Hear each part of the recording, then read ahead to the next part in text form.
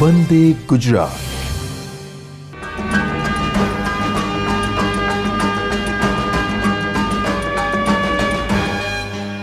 નમસ્કાર વિદ્યાર્થી મિત્રો, ધોરણ 12 રસાયણ વિજ્ઞાન પ્રકરણ 7 પી વિભાગના તત્વો તેના આજે ભાગ 9માં હું કિન્નરી દવે આપને બાયસેગના માધ્યમથી ગ્રુપ 17 એટલે કે હેલોજન સમૂહ તેના વિશે, તેના તત્વો, તેની ઇલેક્ટ્રોનિક રચના, તેનું પ્રાપ્તિ સ્થાન અને તેના ભૌતિક ગુણધર્મો વિશેનો અભ્યાસ કરીશું.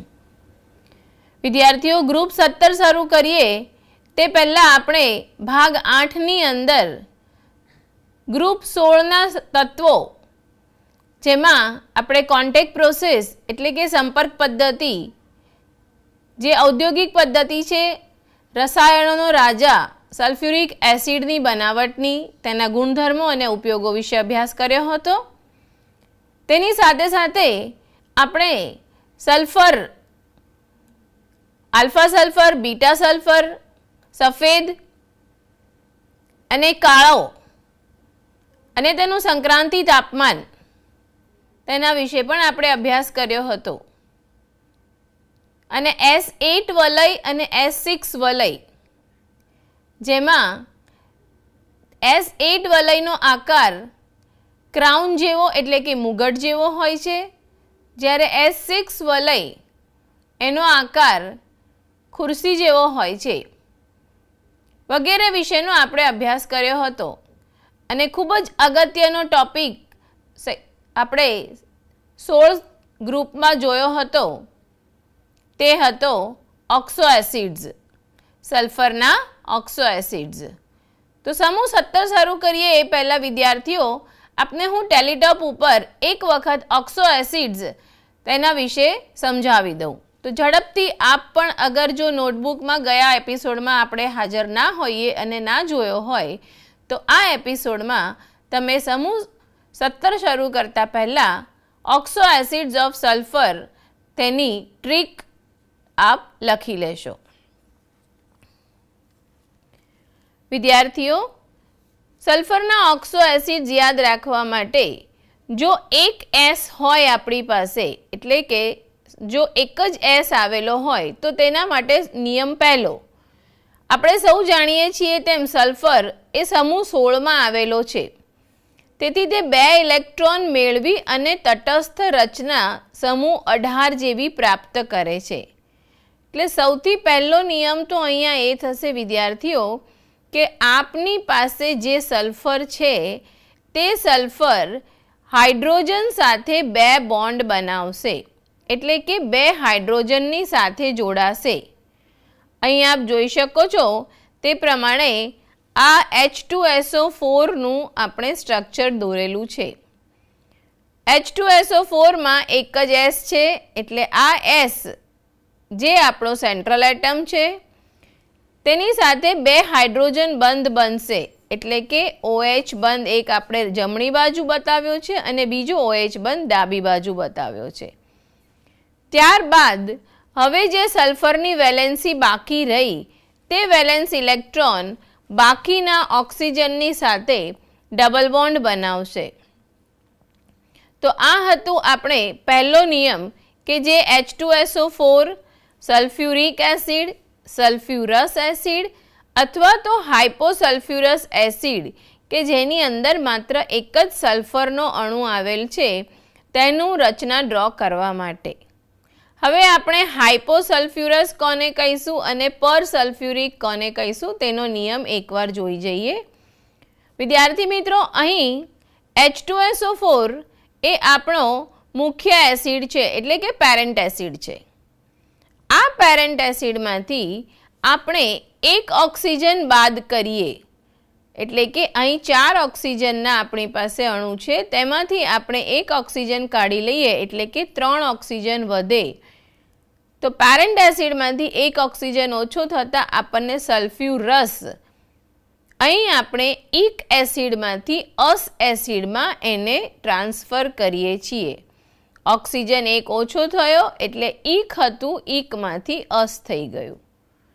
ત્યારબાદ હજુ એક ઓક્સિજન આપણે અસ એસિડમાંથી બાદ કરીએ એટલે કે H2SO3 માંથી આપણી પાસે H2SO2 બનશે અને પેરેન્ટ એસિડમાંથી 2 એસિડના આપણે ઓક્સિજન ઓછા થશે. પેરેન્ટ એસિડમાંથી 2 ઓક્સિજનના અણુ ઓછા થાય તો આપણે એને હાઇપો કહીએ છીએ. ત્યારબાદ આપણે ફરી વખત જોઈશું વિદ્યાર્થીઓ, આ આપણે વાત કરી ઓક્સિજનનો અણુ કાઢવા માટેની. હવે આપણે પેરેન્ટ એસિડમાં એક એસિડ ઉમેરીએ. જો પેરેન્ટ એસિડમાં એક એસિડ ઉમેરીએ તો અહીં આપણી પાસે પર ઇક એસિડ બને છે. તો આ તમે બરાબર યાદ રાખીને સમજી ગયા હશો વિદ્યાર્થીઓ. હવે પછી આપણે શરૂ કરીએ છીએ ગ્રુપ 17. વિદ્યાર્થીઓ, ગ્રુપ 17 જેને આપણે કહીએ છીએ હેલોજન સમૂહ. વિદ્યાર્થી મિત્રો, હવે આપણે હેલોજન સમૂહ વિશેનો અભ્યાસ કરીશું. 17 ગ્રુપ, એનું નામ હેલોજન કેમ છે સૌથી પહેલાં તો આપણે એ જાણવાનો પ્રયત્ન કરીએ. ગ્રીક ભાષામાં હેલો એટલે કે ક્ષાર અને જન એટલે કે ઉત્પન્ન કરનાર.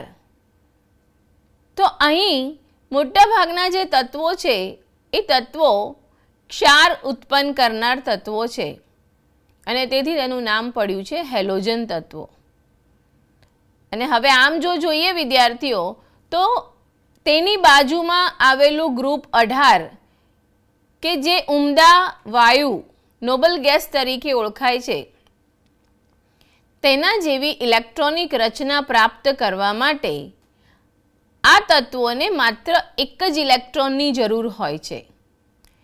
તેથી આપણે જો જોઈએ તો આખા પિરિયોડિક ટેબલમાં વિદ્યાર્થીઓ ફ્લોરિન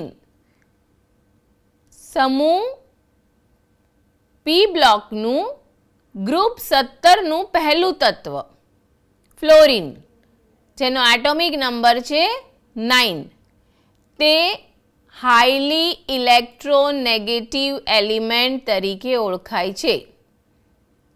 સૌથી વધુ વિદ્યુત ઋણ તત્વ આખા પિરિયોડિક ટેબલમાં જો આપણે જોઈએ તો તે છે ફ્લોરિન. તેનું કારણ છે તેનું નાનું કદ અને તેની નજીકના ઇલેક્ટ્રોનની જેવી ઉમદા વાયુની જેવી રચના પ્રાપ્ત કરવા માત્ર એક ઇલેક્ટ્રોનની જરૂર છે. તો ફ્લોરિન પિરિયોડિક ટેબલનું સૌથી વધુ નેગેટિવ તત્વ અને સીઝિયમ એ પોઝિટિવ તત્વ છે. આ એક આપણે યાદ રાખીશું. હવે આપણે જોઈએ કે સમૂહ 17ની અંદર આ ગ્રુપ 17માં આપણી પાસે બીજા કયા કયા એલિમેન્ટ આવેલા છે. તો આમાં ફ્લોરિન, ક્લોરિન, બ્રોમિન, આયોડિન, એસ્ટેટિન અને ટેનેસિન. ફરી એક વખત વિદ્યાર્થીઓ, ફ્લોરિન, ક્લોરિન, બ્રોમિન, આયોડિન, એસ્ટેટિન અને ટેનેસિન. તેમાં છેલ્લા 2 તત્વો એસ્ટેટિન અને ટેનેસિન વિશે અગર જો વાત કરીએ આપણે તો બંને રેડિયો એક્ટિવ તત્વ છે, રેડિયો સક્રિય છે. એટલે કે તે ખૂબ જ ઓછા પ્રમાણમાં આપણને મળે છે.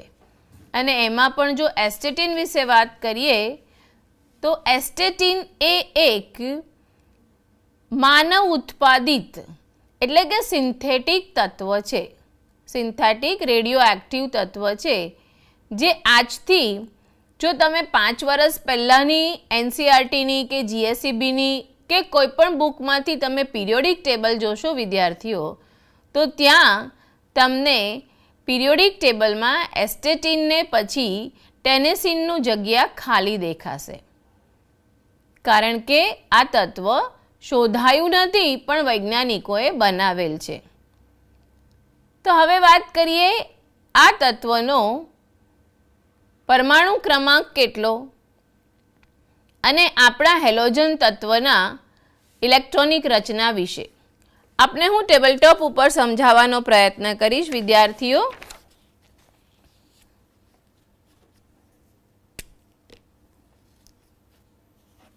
આપને જણાવ્યું તે પ્રમાણે સૌથી પહેલું તત્વ આપણી પાસે છે ફ્લોરિન, ત્યારબાદ છે ક્લોરિન, બ્રોમિન, આયોડિન, એસ્ટેટિન અને ટેનેસિન. મેં આપને જણાવ્યું તે પ્રમાણે વિદ્યાર્થીઓ થોડા વર્ષો પહેલાં આ તત્વ બન્યું ન હતું ત્યાં સુધી પિરિયોડિક ટેબલમાં આપણે તેના વિશે US યુ એટલે કે 1, યુ એટલે 1 અને S એટલે 7 જે આપણે ધોરણ 11માં ભણી ગયા છીએ કે જ્યારે કોઈ તત્વ શોધાયું ના હોય તેના માટે અન અને આ 7 એ આપણે 7 માટે S લખ્યું છે. તો આ તરીકે એ ત્યાં આપણને જગ્યામાં ખાલી જગ્યામાં મૂકેલું હતું. હવે અહીં આપણે તેની ઇલેક્ટ્રોનિક રચના વિશે વાત કરીએ વિદ્યાર્થીઓ. તો ફ્લોરિન હવે 17ના સમૂહની જનરલ ઇલેક્ટ્રોનિક કોન્ફિગરેશન જે છે તે કોન્ફિગરેશન છે NS2 NP5. સમૂહ 17ની જનરલ કોન્ફિગરેશનની વાત કરીએ છીએ. હવે આપણે ફ્લોરિન વિશે વાત કરીશું વિદ્યાર્થીઓ. ફ્લોરિનનો એટોમિક નંબર શું છે? ફ્લોરિનનો એટોમિક નંબર શું છે? સરસ, 9. ફ્લોરિનનો એટોમિક નંબર છે 9. હવે આપણે આ 9 ઇલેક્ટ્રોન માટે 1s2 2s2 અને 2p5 અથવા તો આપણે અહીંયા લખી શકીશું હિલિયમ. 1s2 ના બદલે આપણે અહીં હિલિયમ 2s2 2p5 એમ પણ લખી શકીએ છીએ. હવે ફ્લોરિન એ સેકન્ડ પીરિયડમાં આવેલું તત્વ છે. પીરિયડ કયો વિદ્યાર્થીઓ?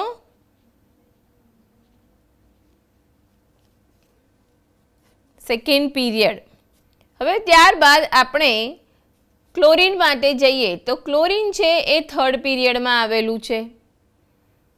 થર્ડ પીરિયડનો ક્લોરિનનો એટોમિક નંબર શોધવા મેં આપને જ્યારે આપણે પી વિભાગના તત્વો શરૂ કર્યા ત્યારે આપને એક ટ્રીક બતાવી હતી, આપને યાદ જ હશે. તો 9 વત્તા કેટલા કરીશું તો આપણને ક્લોરિનનો એટોમિક નંબર મળશે વિદ્યાર્થીઓ? સરસ. થર્ડ પીરિયડમાં જવા માટે આપણે 8 એલિમેન્ટ એમાં પ્લસ કરીશું એટલે કે 9 + 8 એટલે આપણને જવાબ મળશે 17. તો ક્લોરિનનો એટોમિક નંબર થયો 17. હવે એની કોન્ફિગરેશન વિશે વિચારીએ આપણે તો અહીં આપણી પાસે ગ્રુપ 18નું પહેલો ઉમદા વાયુ જે છે હિલિયમ. ત્યારબાદ હિલિયમ બાદ આપણી પાસે આવે છે નિયોન. તો અહીં આપણે નિયોન કે જેનો એટોમિક નંબર છે 10. હવે આપણે બીજા 7 ઇલેક્ટ્રોન વિદ્યાર્થીઓ ઉમેરવાના છે. આપણી પાસે નિયોન જેનો એટોમિક નંબર 10 છે જે આપણે અહીંયા લખ્યું. હવે બીજા 7 ઇલેક્ટ્રોન ઉમેરવાના છે. આપણે થર્ડ પીરિયડમાં છીએ એટલે અહીં પ્રિન્સિપલ ક્વોન્ટમ નંબર આપણી પાસે આવશે 3s2 3p5. ત્યારબાદ આપણે બ્રોમિન પાસે જઈએ વિદ્યાર્થીઓ. બ્રોમિન કયા પીરિયડમાં આવશે? ફોર્થ પીરિયડમાં. હવે અહીં આપણે 17 વત્તા કેટલા કરીશું ત્યારે બ્રોમિનનો આપણને એટોમિક નંબર મળશે વિદ્યાર્થીઓ? સરસ. 17 વત્તા આપણે અહીં કેટલા કરવાના છે વિદ્યાર્થીઓ? 18.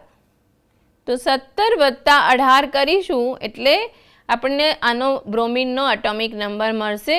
તો બ્રોમિનનો નંબર છે આપણી પાસે 35. 17 વત્તા 18 બરાબર 35. હવે આપણી પાસે છે નિયોન. નિયોન પછીનો ઉમદા વાયુ કયો વિદ્યાર્થી મિત્રો? Very good, argon. સરસ. આર્ગોન. આર્ગોનનો એટોમિક નંબર 18. 18 અહીંયા આપણે ઇલેક્ટ્રોન બતાવી દીધા. તે પછી આપણે કેટલા ઇલેક્ટ્રોન દર્શાવવાના રહેશે? 17 ઇલેક્ટ્રોન દર્શાવવાના રહેશે 35 ઇલેક્ટ્રોન બતાવવા માટે. તો હવે આપણે કયા પીરિયડમાં છીએ? 4th પીરિયડમાં. 4th પીરિયડમાં જ્યારે આપણે છીએ ત્યારે આપણી પાસે 3D ઓર્બિટલ પ્રેઝન્ટ છે. તો સૌથી પહેલાં આપણે અહીં 3D10 અને ત્યારબાદ એટલે અહીં 18 વત્તા 10 28. 28 પછી આપણે જઈશું 4s ઓર્બિટલમાં. તો 4s2 4p5. આ કોન્ફિગરેશન થયું આપણું બ્રોમિનનું. ત્યારબાદ આપણે આપણા નેક્સ્ટ એલિમેન્ટ ઉપર જઈએ જે છે આયોડિન. આયોડિન આવશે પીરિયડ 5ની અંદર. હવે ફરીવાર આપણે આયોડિનની કોન્ફિગરેશન અને એનો નંબર લખવા માટે આપણે કેટલા પ્લસ કરીશું? 18 35 વત્તા 18. તો આપણને આયોડિનનો એટોમિક નંબર મળશે કેટલો વિદ્યાર્થીઓ? જરા તમે જવાબ આપો તો. સરસ, 53. હવે આર્ગોન. આર્ગોન પછી કયો આવશે ઉમદા વાયુ? Very good, krypton. ક્રિપ્ટોનનો એટોમિક નંબર 36. 36 ઇલેક્ટ્રોન તમે અહીં સમાવી દીધા. ત્યારબાદ હવે તમારે અહીં સમાવવાના રહેશે બાકીના ઇલેક્ટ્રોન. જે ઇલેક્ટ્રોન અહીં આપણે જોઈએ છીએ તે પ્રમાણે 4 ક્વોન્ટમ નંબરની 4d ઓર્બિટલ. તો 4d10. તો અહીં આપણી પાસે હતા કુલ 36 ઇલેક્ટ્રોન. 36 ઇલેક્ટ્રોનને આપણે અહીં યુટિલાઇઝ કર્યા. 36 વત્તા 10 46 થયા.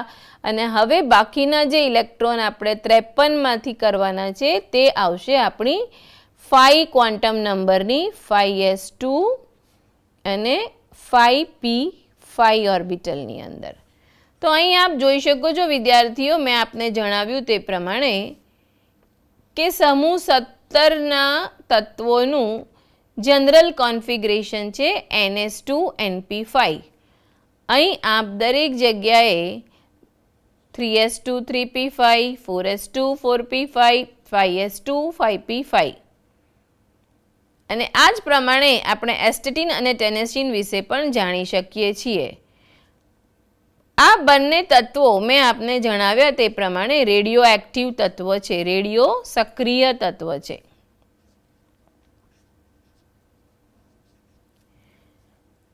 અને ટેનેસીન જે છે એ સિન્થેટિક તત્વ છે, વૈજ્ઞાનિકોએ બનાવેલું તત્વ છે.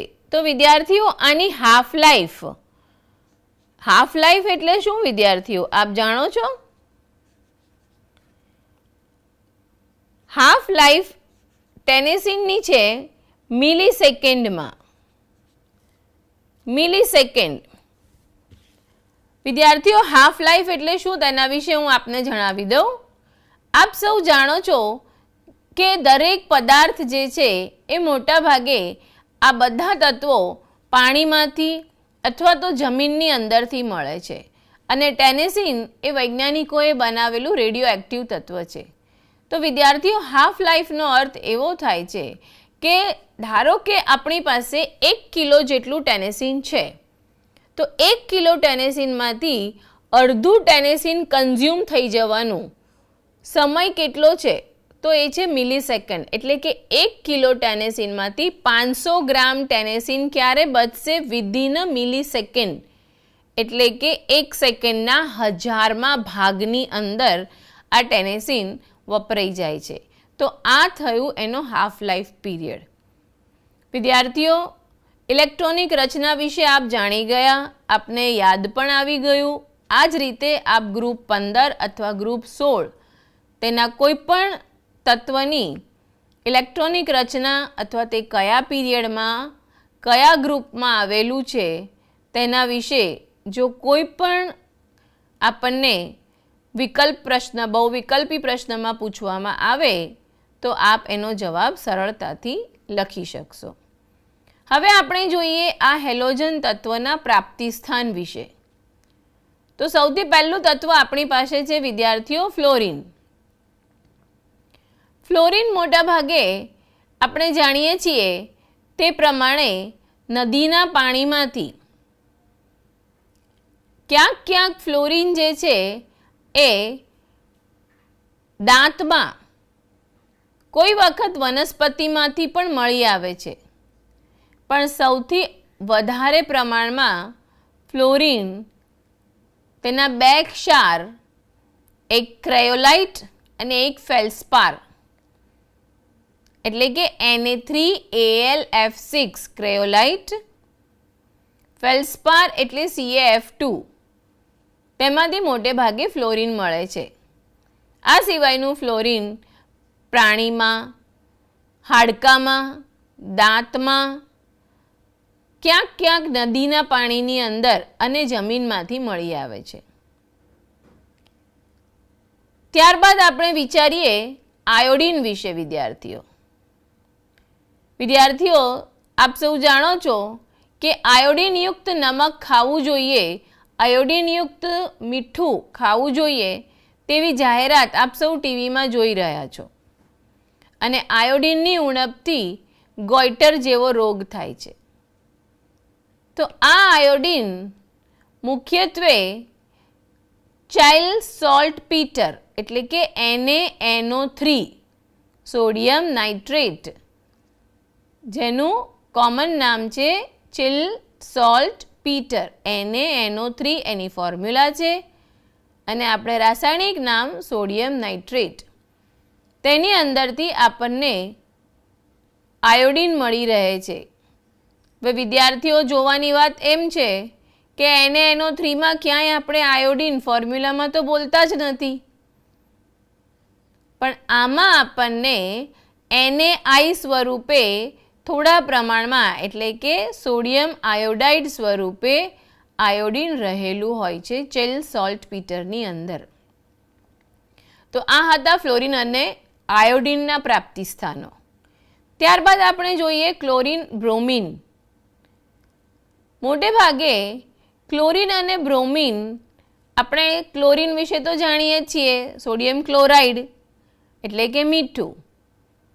તો ક્લોરિન અને બ્રોમિન એક ક્ષારના સ્વરૂપમાં, કેલ્શિયમનો ક્ષાર, મેગ્નેશિયમ, પોટાશિયમ વગેરેના ક્ષારની સાથે એ આપણને સમુદ્રમાંથી મળે છે. તો સી વોટર એ ક્લોરિન અને બ્રોમિનના ક્ષારનો મહત્તમ પ્રમાણમાં સ્ત્રોત છે. આ આપણે સમજી ગયા તેના પ્રાપ્તિ સ્થાન વિશે. હવે વિદ્યાર્થીઓ આગળ આપણે જોઈએ તેની જનરલ ટ્રેન્ડ એટલે કે સમૂહ 17ના એલિમેન્ટ, તેની આયનિક ત્રિજ્યા, તેની વિદ્યુત ઋણતા, તેની એન્થાલ્પી, આયોનાઇઝેશન એન્થાલ્પી અને ઇલેક્ટ્રોન ગેઇન એન્થાલ્પી, આ દરેક વિશેનો આપણે ક્રમિક અભ્યાસ કરીએ. આમ તો આપ સૌ જાણો જ છો, કેમ કે આ જ વસ્તુ આપણે 15 ગ્રુપમાં, ગ્રુપ 16માં એમાં આપણે સમજ્યા જ હતા. પરંતુ સૌથી પહેલાં આપણે વાત કરીએ આયનિક અને પરમાણવીય ત્રિજ્યા વિશેની. ઉપરથી નીચે જતા સમૂહ 17માં ફ્લોરિનથી ટેનેસિન સુધી અથવા તો ફ્લોરિનથી એસ્ટેટિન સુધી જતા આપણે જાણીએ છીએ તે પ્રમાણે પરમાણુ ક્રમાંક વધતા શેલની સંખ્યા વધે છે, ઓર્બિટલ્સ વધતા ન્યુક્લિયસથી તે વેલેન્સ ઇલેક્ટ્રોન દૂર થતા જાય છે અને આમ પરમાણવીય કદ વધતું જાય છે. ફ્લોરિનનું પરમાણ્વીય કદ સૌથી નાનું છે, જ્યારે ટેનેસીનનું પરમાણ્વીય કદ સૌથી મોટું છે. આ આપણે ગ્રુપ 17ની વાત કરી. હવે આપણે પિરિયોડિક ટેબલમાં 1 થી લઈને 17 સુધીની જો વાત કરીએ તો 1 એલિમેન્ટ ગ્રુપ 1નો એલિમેન્ટ 1 એટલે કે લિથિયમ, જેનો એટોમિક નંબર છે 3. તો લિથિયમથી લઈ અને આપણે નિયોન સુધી એટલે કે ગ્રુપ 18 સુધી જઈએ એની પહેલાં આપણું ગ્રુપ 17 જેનો એલિમેન્ટ ફ્લોરિન. તો લિથિયમથી ફ્લોરિન સુધી જઈએ તેમ પરમાણ્વીય કદ નાનું થતું જાય છે. તેનું કારણ શું વિદ્યાર્થીઓ? લિથિયમ પરમાણુ ક્રમાંક 3, ફ્લોરિન પરમાણુ ક્રમાંક 9. લિથિયમનું પરમાણુ કદ અને ફ્લોરિનનું કદ તપાસીએ તો લિથિયમનું કદ મોટું છે ફ્લોરિનની કમ્પેરિઝનમાં. તો અહીં આપણે ઇનર્ટ પેર ઇફેક્ટ, ફ્લોરિનને ઉમદા વાયુ જેવું તત્વ, ઉમદા વાયુ તેની બાજુમાં આવેલ છે જે નિયોન, તેના જેવું કોન્ફિગરેશન પ્રાપ્ત કરવા ઓક્ટેટ સ્ટ્રક્ચર અથવા તો સ્ટેબલ બનવા માટે માત્ર એક જ ઇલેક્ટ્રોનની જરૂર છે. જેથી કરીને આપણે પીરિયડની અંદર એસ બ્લોકથી લઈ અને 17 સમૂહ સુધી પહોંચીએ ત્યાં કદ જે છે એ નાનું થતું જાય છે. તો આ વાત કરી આપણે સમૂહ 17માં ટોપ ટુ બોટમ અને પીરિયોડિક ટેબલમાં લેફ્ટ ટુ રાઇટની. પરમાણ્વીય ત્રિજ્યા અને આયનિક ત્રિજ્યા પછી હવે આપણી પાસે છે તે તેની વિદ્યુત ઋણતા. બીજી પ્રોપર્ટીઝ આપણી પાસે છે વિદ્યાર્થીઓ વિદ્યુત ઋણતા. હવે હમણાં મેં ચેપ્ટર શરૂ કર્યું, ભાગ એપિસોડ શરૂ કર્યો તે પહેલાં આપને જણાવ્યું હતું કે આ સમૂહના તત્વો સૌથી વધુ વિદ્યુત ઋણ તત્વ તરીકે ઓળખાય છે. તેનું કારણ હમણાં જ આપણે જોઈ ગયા, એક જ ઇલેક્ટ્રોન પ્રાપ્ત કરવાથી તેઓ નજીકના ઉમદા વાયુ જેવું સ્ટ્રક્ચર પ્રાપ્ત કરી લે છે. તેથી તેમની આયનાઇઝેશન એન્થાલ્પી કરતાં ઇલેક્ટ્રોન ગેઇન એન્થાલ્પી જે છે એ ઓછી હોય છે. કેમ કે તે એક ઇલેક્ટ્રોન પ્રાપ્ત કરવા માટે ખૂબ જ ઈગર હોય છે, ખૂબ જ ઉત્સુક હોય છે. જેથી કરીને જેવો એક ઇલેક્ટ્રોન એમને મળે એ પોતે સ્ટેબલ બની જાય છે. તો વિદ્યુત ઋણતા ગ્રુપ આખા એલિમેન્ટની વિદ્યુત ઋણતા સૌથી વધારે છે પીરિયોડિક ટેબલના બાકીના એલિમેન્ટના કમ્પેરિઝનમાં. પણ હવે આપણે જો ટોપ ટુ બોટમ જઈએ તો સૌથી વધુ વિદ્યુત ઋણ તત્વ જે આપણી પાસે છે તે છે ફ્લોરિન. ફ્લોરિન પછી ક્લોરિન, ક્લોરિન પછી બ્રોમિન, આમ કરતાં કરતાં વિદ્યુત ઋણતામાં ક્રમિક ઘટાડો થતો જાય છે. હવે વિદ્યાર્થીઓ, આજે મેં આપને સમજાવ્યું તેના વિશે આપ સ્ક્રીન ઉપર આપને દેખાય છે અને હવે એમાંથી આપ નોંધ કરી લેશો. સૌથી પહેલાં સ્ક્રીન ઉપર આપણી પાસે છે વિદ્યાર્થીઓ જે આપનું ઇલેક્ટ્રોનિક રચના વિશેનું છે. અહીંયા મેં વિદ્યુત ઋણતા વિશે અને તેની ઇલેક્ટ્રોનિક રચના વિશેનું દર્શાવી રહી છું, જે આપ આપની નોટની અંદર એડ કરી લેશો. ત્યારબાદ જો આપણે જોઈશું તો ફ્લોરિન અને ક્લોરિન તેની વિદ્યુત ઋણતાની પણ એક પ્રશ્ન હું આપને જણાવીશ કે ફ્લોરિનની વિદ્યુત ઋણતા અને ક્લોરિનની વિદ્યુત ઋણતા, તો તેમાં કોની વિદ્યુત ઋણતા વધુ હોવી જોઈએ અને આપણે જ્યારે અહીં જોઈએ ત્યારે કોની વિદ્યુત ઋણતા વધારે છે. તો આપણે એ પ્રમાણે જોઈએ તો ફ્લોરિનની વિદ્યુત ઋણતા કરતાં ક્લોરિનની વિદ્યુત ઋણતા વધારે હોય છે. તેનું કારણ શું છે વિદ્યાર્થી મિત્રો? તો તેનું કારણ માત્ર એટલું જ છે કે ફ્લોરિનનું કદ નાનું છે અને આ નાના કદના કારણે તે ઝડપથી ઇલેક્ટ્રોન આપી શકતો નથી અને એ ઇલેક્ટ્રોન આપી શકતો ના હોવાથી તેની વિદ્યુત ઋણતા ક્લોરીનના કમ્પેરિઝનમાં વધારે હોય છે. તો આયનિક ત્રિજ્યા, પરમાણુવીય ત્રિજ્યા, તેના પછી આપણે વાત કરી વિદ્યુત ઋણતાની અને હવે આપણી પાસે છે આયોનાઇઝેશન એન્થાલ્પી અને ઇલેક્ટ્રોન ગેઇન એન્થાલ્પી. વિદ્યાર્થીઓ, આયોનાઇઝેશન એન્થાલ્પી એટલે શું જરા મને જણાવશો? આયોનાઇઝેશન એન્થાલ્પી, સરસ. આયોનાઇઝેશન એન્થાલ્પીનો અર્થ થાય છે કે તે ઇલેક્ટ્રોન પ્રાપ્ત કરવા માટે કેટલી એનર્જીની જરૂર પડે છે અથવા કેટલી સરળતાથી તે ઇલેક્ટ્રોન, જે વેલેન્સ ઇલેક્ટ્રોન છે, તે લૂઝ કરી શકે છે, તેને આપણે આયોનાઇઝેશન એન્થાલ્પી કહીએ છીએ. તો અહીં જ્યારે ઇલેક્ટ્રોન મેળવવા માટે ઉત્સુક એલિમેન્ટ હોય તે એલિમેન્ટને આપણે જો ઇલેક્ટ્રોન છોડવા માટે કહીએ તો એ પોસિબલ બનતું નથી.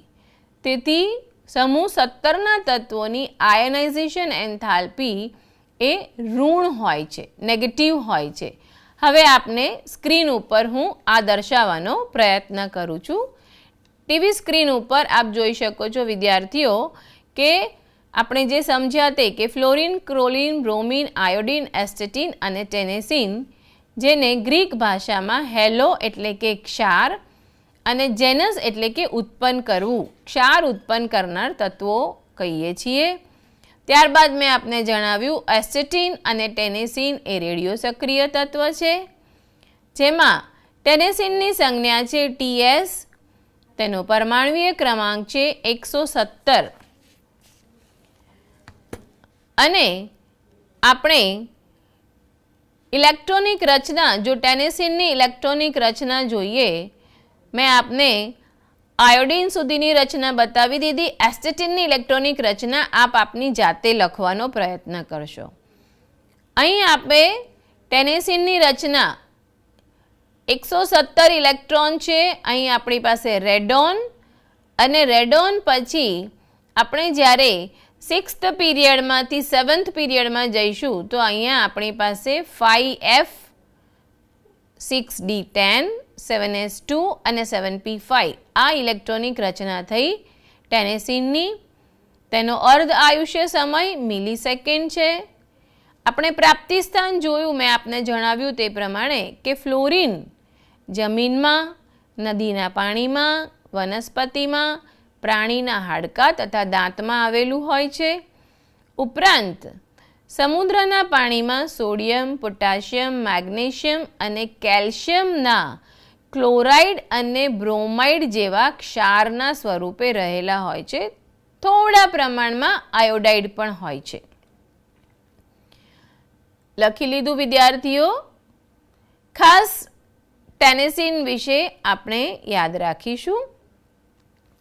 ત્યારબાદ મેં આપને જણાવ્યું ઇલેક્ટ્રોનિક રચના, જનરલ કોન્ફિગરેશન. અહીં આપણે જોઈએ NS2, NP5 અને નીચેની તરફ જતા બાહ્ય કોષમાં નિષ્ક્રિય વાયુ કરતાં માત્ર એક જ ઇલેક્ટ્રોન ઓછો હોવાથી તે આવર્ત કોષ્ટકના સૌથી ઋણ એન્થાલ્પી ધરાવતા તત્વો છે, કેમ કે તેમને ઇલેક્ટ્રોન જોઈએ છે, એ ઇલેક્ટ્રોન આપવા તૈયાર નથી. તેથી તેમની ઇલેક્ટ્રોન પ્રાપ્તિ એન્થાલ્પી એટલે કે ઇલેક્ટ્રોન ગેઇન એન્થાલ્પી જે છે તે ઋણ હોય છે અને નીચેની તરફ જતા એટલે કે ફ્લોરિનથી એસ્ટેટિન તરફ જતા આ ઋણ ઇલેક્ટ્રોન ગેઇન એન્થાલ્પી ઓછી થતી જાય છે.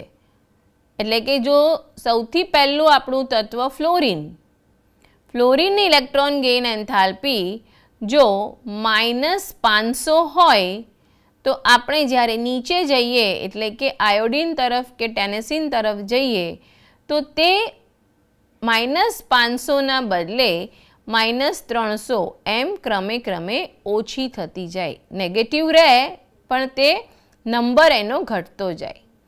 હવે અહીં મેં વિદ્યાર્થીઓ આપને સમજાવ્યું કે ફ્લોરિનની ઋણ ઇલેક્ટ્રોન પ્રાપ્તિ એન્થાલ્પી ક્લોરીન કરતાં ઓછી હોય છે. આ પ્રશ્ન મેં હમણાં જ આપને સમજાવ્યો. અહીં મેં આપને પ્રશ્ન પૂછ્યો છે, આપની નોટબુકમાં નોટ કરી લો. તેનો જવાબ આમ તો મેં તમને જણાવી જ દીધો હતો, પરંતુ તમે એ જવાબ લખવાનો તમારી જાતે પ્રયત્ન કરશો. ફ્લોરિનની એન્થાલ્પી ક્લોરીન કરતાં કેમ વધારે હોય છે? બંનેને એક જ ઇલેક્ટ્રોન જોઈએ છે સ્ટેબલ થવા માટે થઈને, પરંતુ ફ્લોરિનનું કદ બહુ જ નાનું છે અને નાનું કદ હોવાથી તેમાં ન્યુક્લિયસનો ચાર્જ છે એ વેલેન્સ ઇલેક્ટ્રોન ઉપર વધારે મહત્તમ હોય છે ક્લોરીનની કમ્પેરિઝનમાં. તેથી ક્લોરીનની એન્થાલ્પી એ ફ્લોરિન કરતાં વધારે હોય છે. આ જવાબ તમને આ આપણો 2 માર્કનો પ્રશ્ન છે જે આપ સમજી ગયા હશો. ત્યારબાદ ફરી આપણે ટીવી સ્ક્રીન પર આગળ જોઈએ તેની બીજી ભૌતિક ગુણધર્મો વિશે. પરમાણવીય અને આયનિક ત્રિજ્યા. મહત્તમ અસરકારક કેન્દ્રીય વીજભારના કારણે તેના અનુવર્તી આવર્તમાં પરમાણવીય ત્રિજ્યા સૌથી ઓછી. મેં આપને પહેલાં જ જણાવ્યું કે જો આપણે રાઇટ ટુ લેફ્ટ પિરિયોડિક ટેબલની વાત કરીએ વિદ્યાર્થીઓ, તો પિરિયોડિક ટેબલમાં આ ગ્રુપના તત્વોની ત્રિજ્યા સૌથી ઓછી છે, પરંતુ ટોપ ટુ બોટમ આપણે જઈએ તો અહીં દર્શાવ્યું છે તે પ્રમાણે કે નીચેની તરફ જતાં ક્વોન્ટમ કોષો વધે અને પરમાણવીય અને આયનીય ત્રિજ્યા જે છે એ આપણી વધતી જાય છે.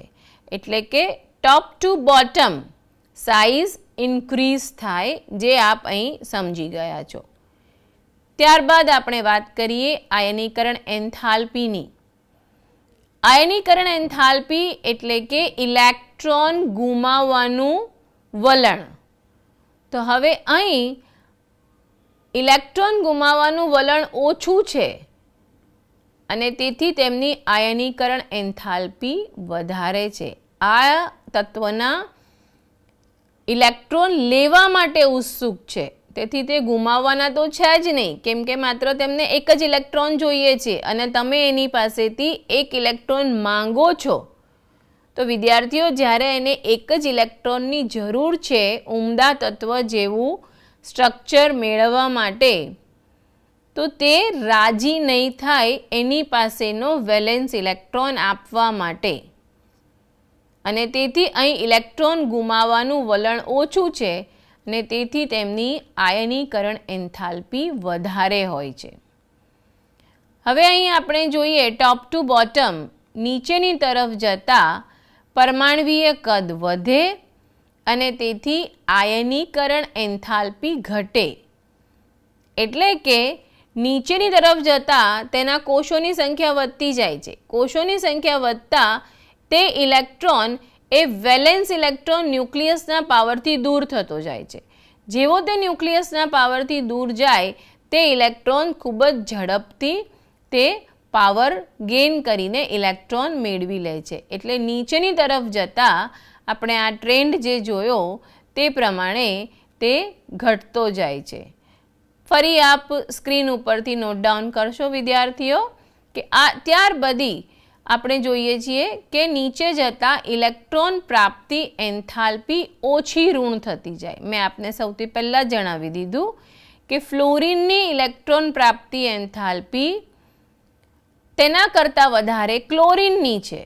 તો સૌથી પહેલી ઇલેક્ટ્રોન પ્રાપ્તિ એન્થાલ્પી આપણી પાસે છે ક્લોરીન, પછી છે ફ્લોરિન, બ્રોમિન, આયોડિન, એસ્ટેટિન અને ટેનેસિન. તો સૌથી ઓછી ઋણ એન્થાલ્પી આપણી પાસે છે ટેનેસિનની, અને જેમ વિદ્યુત ઋણતા ઊંચી છે તો નીચેની તરફ જતાં વિદ્યુત ઋણતામાં ઘટાડો થતો જાય છે. હવે આપણે જોઈએ ભૌતિક ગુણધર્મો. ફ્લોરિન, ક્લોરીન મોટેભાગે વિદ્યાર્થીઓ વાયુ સ્વરૂપે હોય છે. બ્રોમિન પ્રવાહી સ્વરૂપે, અને આયોડિન છે એ ઘન સ્વરૂપ ધરાવે છે. વિદ્યાર્થીઓ, બ્રોમિન વિશે તો આપણે બહુ નાના હતા, ધોરણ 8માં હતા ત્યારે આપણે એના વિશે ભણી ગયા છીએ કે મર્ક્યુરી એ એક સોલિડ છે, જ્યારે બ્રોમિન જે એક લિક્વિડ છે, જેના વિશે આપણે બહુ જ નાનપણથી જાણીએ છીએ. તો અહીં ફ્લોરિન અને ક્લોરિન વાયુ સ્વરૂપમાં, બ્રોમિન પ્રવાહી સ્વરૂપમાં અને આયોડિન ઘન સ્વરૂપમાં આવેલું છે.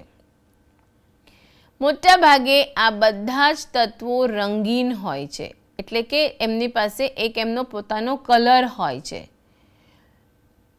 ક્લોરિન ગેસ, ફ્લોરિન ગેસ, અગર જો આપણે વાત કરીએ તો ફ્લોરિનનો મોટા ભાગે કલર પીળો હોય છે. ક્લોરિન એ લાલ જેવો કલર ધરાવે છે. આયોડિન જાંબલી રંગ દર્શાવે છે. વિદ્યાર્થીઓ, આમ તો આયોડિન આપણે જોયું જ હશે. જ્યારે આપણને કોઈ ઘા પડ્યો હોય, ક્યાંય વાગ્યું હોય તો આપણે ટિંચર આયોડિન લગાવીએ છીએ. તો આ ટિંચર આયોડિન એ જાંબલી કલરનું છે. હવે આ હેલોજન તત્વો કલરફુલ કેમ છે તેનું કારણ છે કે જ્યારે તે દૃશ્યમાન વર્ણપટમાં વિકિરણોનું અવશોષણ થાય, તેથી જે વેલેન્સ ઇલેક્ટ્રોન છે એટલે કે બાહ્ય ઇલેક્ટ્રોન છે તે ઉત્તેજિત થઈને ઊંચા શક્તિ સ્તરમાં જાય છે. ફોટો ઇલેક્ટ્રિક ઇફેક્ટ આપણે સિમ્પલ અગર જો કહીએ આ વાતને તો આને આપણે ફોટો ઇલેક્ટ્રિક ઇફેક્ટ તરીકે દર્શાવી શકીએ. હું આપને ટેલિટોપ ઉપર ફરી સમજાવવાનો પ્રયત્ન કરું વિદ્યાર્થીઓ કે ફોટો ઇલેક્ટ્રિક ઇફેક્ટ શું છે, જે આપણે ધોરણ 11માં ભણી ગયા હતા. આ છે આપણું નીચલું સ્તર, જ્યાં અહીં આપણો ઇલેક્ટ્રોન આવેલો છે. આ છે આપણું ઉપલું સ્તર. હવે આ ઇલેક્ટ્રોન જે નીચેના સ્તરમાં, જે નીચેના એનર્જી લેવલમાં આવેલો છે, તે ઉત્સુક થઈને એનર્જી અવશોષિત કરીને, એનર્જીનું શોષણ કરીને તે ઉપરના સ્તર સુધી પહોંચે છે. વિદ્યાર્થીઓ, જ્યારે તે ઉપરના સ્તર સુધી પહોંચે ત્યારબાદ ફરી જ્યારે તે નીચે પોતાની કક્ષામાં આવે છે ત્યારે અહીં ઘણી બધી વેવલેન્થ, જે અલગ અલગ વેવલેન્થમાંથી તે પસાર થાય છે અને આ રીતે તે પાછું પોતાની નીચલી સ્તરમાં એટલે કે લોઅર એનર્જી લેવલમાં આવે છે. હવે આ જે વેવલેન્થ અલગ અલગ પ્રકારની લેમ્બડા ધરાવતા સ્તરમાંથી પસાર થતાં તે અલગ અલગ કલર દર્શાવે છે, જેથી કરીને આપણે જોયું તે પ્રમાણે કે આયોડિન છે એ જાંબલી કલર દર્શાવે છે, ક્લોરિન છે એ લીલા કલરનો હોય છે. તો આ કારણ છે મોટાભાગના હેલોજન તત્વો એ કલર આપે છે, વિકિરણોનું અવશોષણ કરે, શોષે અને તેનાથી એ હાયર એનર્જી લેવલમાં જાય અને પછી તે અલગ પ્રકારના કલર આપે. હવે ફરી આપણે સ્ક્રીન ઉપર તેના ભૌતિક ગુણધર્મો વિશેનો આગળ અભ્યાસ કરીશું વિદ્યાર્થીઓ. ફ્લોરિન અને ક્લોરિન એ બંને પાણી સાથે પ્રક્રિયા કરી શકે છે, જ્યારે બ્રોમિન અને આયોડિન છે એ પાણીમાં અલ્પદ્રાવ્ય છે.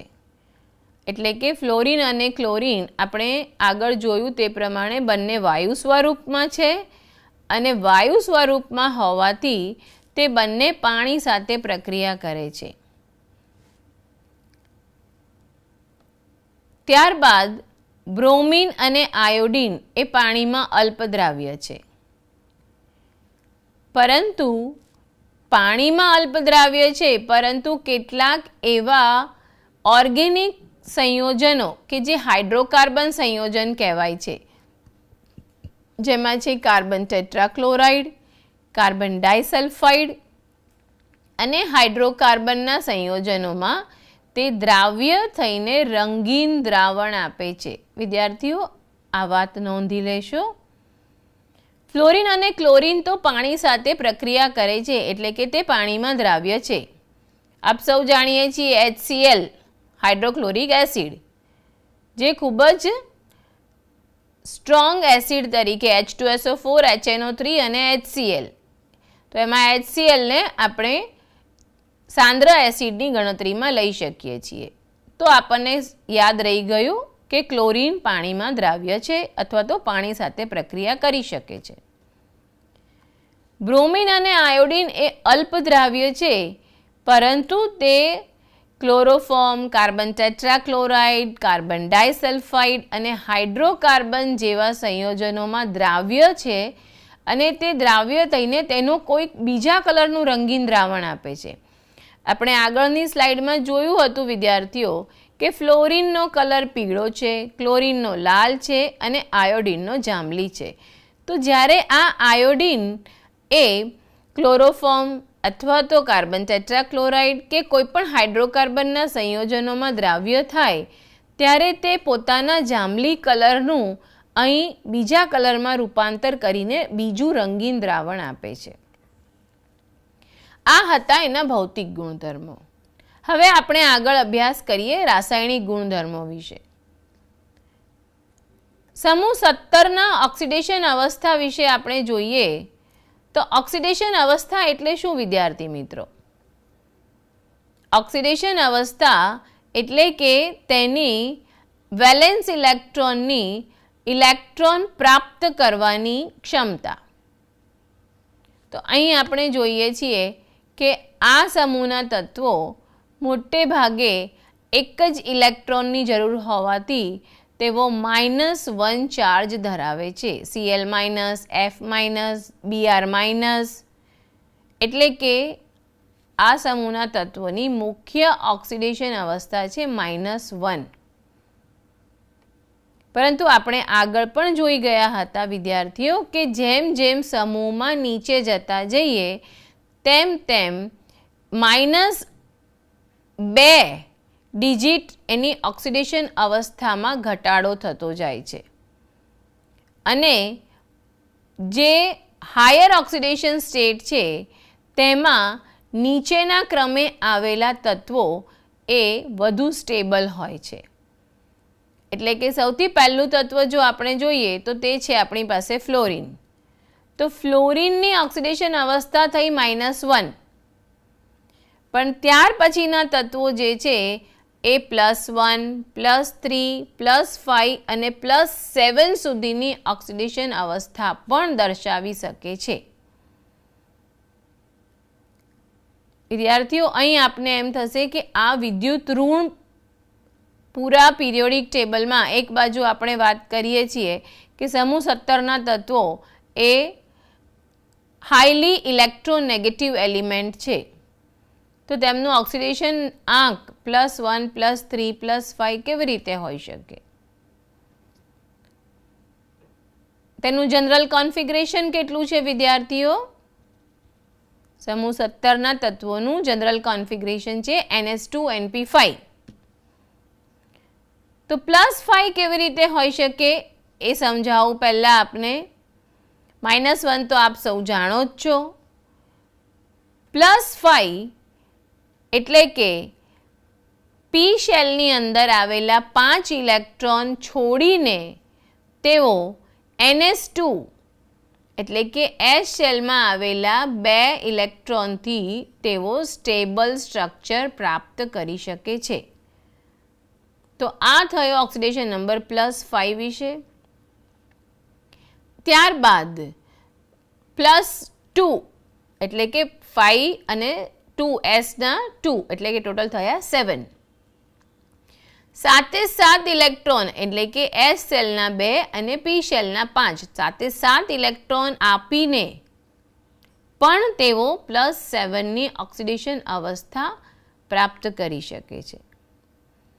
હવે વિદ્યાર્થીઓ +1 કેવી રીતે આવશે તેના વિશેની વાત કરું તો આપણે સૌ જાણીએ છીએ તે પ્રમાણે હાઇડ્રોજન એ પિરિયોડિક ટેબલમાં એક અલગ સ્થાન આપેલું છે તેને, એનું કારણ છે કે હાઇડ્રોજન એનો એટોમિક નંબર 1 ભલે છે પણ તે એસ બ્લોક પ્રમાણેની કેરેક્ટરિસ્ટિક્સ બતાવતું નથી. ક્યારેક ક્યારેક તેની કેરેક્ટરિસ્ટિક્સ તેના ગુણધર્મો સમૂહ 17ના ગુણધર્મને અનુરૂપ થાય છે.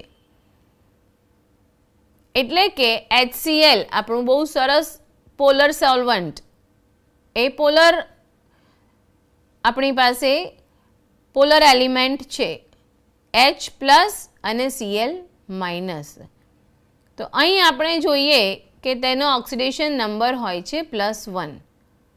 તો આ રીતે -1, +3, +5, +7 અને +1 ઓક્સિડેશન આંક સમૂહ 17નો રહે છે. ફરી આપણે રાસાયણિક ગુણધર્મો ટીવી સ્ક્રીન ઉપરથી જોઈને નોટ ડાઉન કરીશું વિદ્યાર્થીઓ. હેલોજન તત્વો નાના અને ઉચ્ચ વિદ્યુત ઋણતાવાળા ફ્લોરિન અને ઓક્સિજન પરમાણુ સાથે સંયોજાય ત્યારે ક્લોરિન અને બ્રોમિન +4 અને +6 ઓક્સિડેશન અવસ્થા તથા ઓક્સાઇડ સંયોજનો અને ઓક્સો એસિડ સંયોજનો આપે છે. વિદ્યાર્થીઓ, આ સમૂહના તત્વો જ એક એવા તત્વો છે કે જે પોતે આંતર હેલોજન તત્વો એટલે કે પોતાનાને પોતાના સમૂહની સાથે સંયોજાઈ શકે છે. એટલે કે ફ્લોરિનનું કદ સૌથી નાનું છે, તો ફ્લોરિન એની નીચેના બીજા તત્વો સાથે સંયોજાઈ અને X3 એવી રીતે અલગ અલગ આંતર હેલોજન સંયોજનો આપે છે, જેના વિશે આપણે નેક્સ્ટ એપિસોડમાં અભ્યાસ કરીશું. વિદ્યાર્થીઓ, આજે આપણે કેટલું ભણી ગયા તેના વિશે ખૂબ જ ઝડપથી આપણે રિવાઇઝ કરી લઈએ. સૌથી પ્રથમ આપણે સમૂહ 17ને હેલોજન કેમ કહેવાય છે તેના વિશે અભ્યાસ કર્યો, તેના તત્વો ક્યાંથી મળી આવે છે, તેનું પ્રાપ્તિ સ્થાન, તેની ઇલેક્ટ્રોનિક રચના અને તેનો જનરલ ટ્રેન્ડ વિશે અભ્યાસ કર્યો અને ત્યારબાદ આપણે તેના ભૌતિક ગુણધર્મો વિશે જાણવાનો પ્રયત્ન કર્યો હતો. તો આ તમે યાદ કરી લેશો વિદ્યાર્થીઓ. હવે પછીનું રાસાયણિક ગુણધર્મમાં આંતર હેલોજન તત્વ અને સલ્ફર તથા તેની સાથે આપણે જે કોન્ટેક્ટ પ્રોસેસ ગ્રુપ 16નું ભણ્યા તેની થોડીક એક્સરસાઇઝ આવતા એપિસોડમાં લઈશું. ત્યાં સુધી નમસ્કાર વિદ્યાર્થીઓ.